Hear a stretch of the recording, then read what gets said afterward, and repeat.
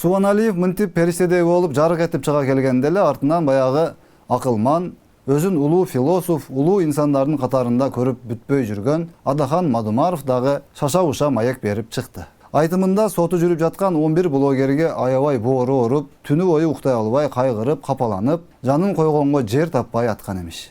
Калган сөздөрү баягы эле: кайда баратабыз? Кокуй биз ким элек, ким болуп калдык? Мен эч ким укпай атат. Мен болсом мынтмекмин, мен болсом тигинтмекмин. Мен болсом эле жыргал болмок, мен укмушмун, мен билимдүүмүн. Улуулардын баары жашоосунда мага окшоп кыйналган. Булар акмак, булар жаман, булар сабатсыз, булар адам эмес. Мен эле адаммын, мени Кудай өзгөчө кылып жараткан. Мен дегенде мен, мага кимиң тең деп эле 1 сааттан ашык отурганын көрдүк.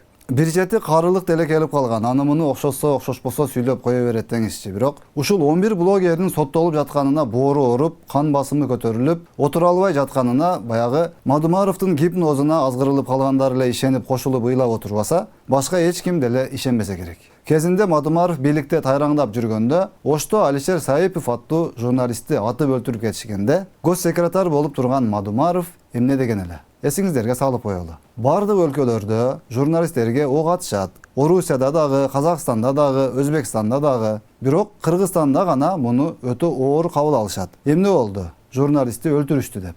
Депутаттарды дагы, саясатчыларды дагы атышат. Бирок журналисттер эле ушундай ызы чуу көтөрүп таратышат. Мына дал ушундай боорукер Мадумаров ошол кездери журналисттин өлүмүнө так даана позициясын билдиргени чында.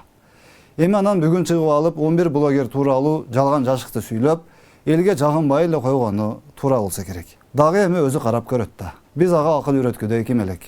Ал киши өзүн 1000 жылда бир жаралган адам деп отурган чакта, биз элдер эми кайда бармак элек?